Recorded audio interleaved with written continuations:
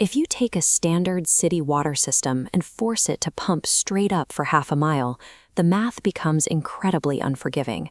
The pressure builds so intensely that a solid steel pipe simply cannot hold it. It bulges and then violently bursts, turning a basic utility into a lethal geyser. Our entire concept of urban engineering assumes the ground is flat. Water pipes, sewage lines, air conditioning, and subways are all designed to run horizontally. Gravity pulls down, and our infrastructure works with it, spreading outward across the land. This structure is essentially a densely packed city of 35,000 people, flipped 90 degrees upward into the sky.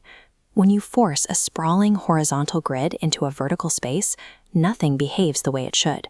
The standard rules of physics that usually keep a city running suddenly turn against you, and gravity transforms from a helpful constant into a constant threat. Engineers couldn't just scale up old blueprints to make this work. They had to invent completely new workarounds across 4 physical vectors: moving things up, getting them down, keeping the elements out, and moving masses of people through. The finished tower functions as a collection of interlocking machines designed to keep these physical forces in a constant, managed state of equilibrium. Look at this setup of a single pipe trying to push 250,000 gallons of water to the 163rd floor. By the time that water column pushes back down on the ground floor, it creates roughly 1,200 psi of pressure.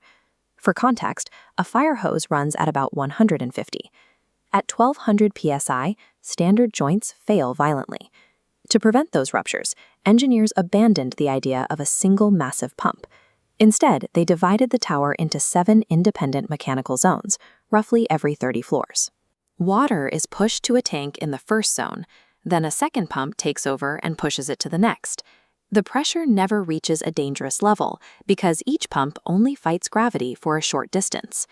Pumping water is one thing, but getting wet concrete up these same heights introduces a chemical hazard. The hardening process of concrete is called concrete hydration, and it is highly sensitive to temperature.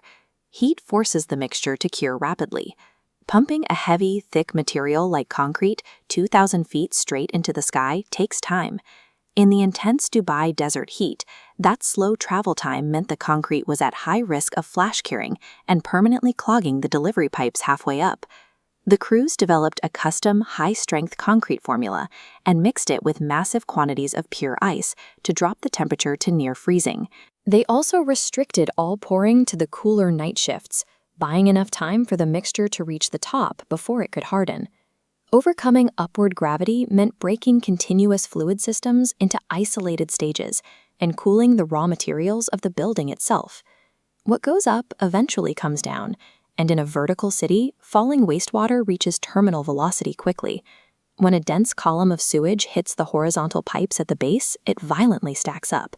This creates a hydraulic jump, a pressure wave that shoots rocketing back up through the system, threatening to blow sewage out of toilets on the lower floors. The fix relied on expanding the main pipes to massive 24-inch diameters, significantly wider than standard plumbing. This extra room allows the falling waste to spiral down the outer edges of the pipe, maintaining a stable, protective column of air directly in the center to absorb the pressure. But bringing the waste safely to the ground floor exposed a completely different logistical failure. During its early years, Dubai was building skyscrapers faster than its underground infrastructure could support, leaving the new tower disconnected from the main sewer network. For its first 3 years of operation, the tallest building on Earth relied on a daily fleet of heavy utility trucks at its base, vacuuming out thousands of gallons of raw sewage and hauling it across the barren desert to treatment plants on the city's outskirts.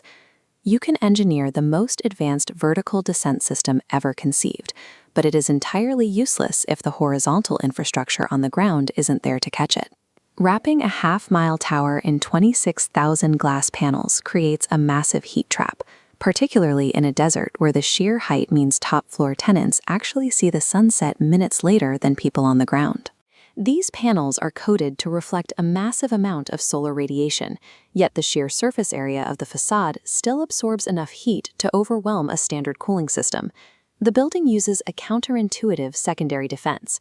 Instead of relying purely on massive air conditioning units grinding through the heat of the day, A cooling plant in the basement runs at night, during off-peak electricity hours, to manufacture a massive ice slurry. When the sun is at its peak, that ice slurry is melted, and the chilled water is pumped upward through 30-inch pipes into plate heat exchangers. At maximum capacity, this system provides the cooling equivalent of melting 13,000 tons of ice in a single day. It balances extreme temperatures with basic financial efficiency by weaponizing the cooler night cycle to preserve the interior climate during the day. Moving people presents an entirely different mathematical nightmare. If you installed standard elevators in a 163-floor building, the constant starting and stopping at every level would leave passengers trapped inside for hours just trying to reach their offices. Look at how this side-by-side comparison solves the bottleneck. The engineers abandoned traditional elevator logic entirely.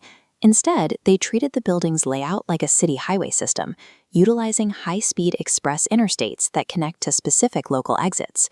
To get to a mid-level floor, you take an express elevator that shoots straight up, bypassing dozens of levels without stopping. You get off at a designated sky lobby, like the one on floor 43, and then transfer to a local elevator that only services the immediate floors in that specific zone. Vertical transit at this extreme scale only functions when you stop treating the skyscraper as a single unified building and start managing it as a series of stacked, independent neighborhoods. Operating this structure requires a highly orchestrated, surprisingly fragile ecosystem. Staged water pumps, massive ice slurries, night shift concrete pours, and high-speed sky lobbies all work in tandem to artificially sustain human life thousands of feet in the air. Yet developers are already planning to surpass these records. New projects in Saudi Arabia, like the Jeddah and Rise towers, aim to push these heights and the accompanying physical risks exponentially further into the sky. We clearly possess the architectural capacity and the engineering stubbornness to build higher, but with every additional floor, the mechanical difficulty scales dramatically, forcing us to ask if the massive operational cost is actually worth the effort. The engineering exists to conquer the vertical limit. Ultimately, it comes down to deciding how hard we are willing to fight the laws of nature just to drink a glass of tap water 300 floors in the sky.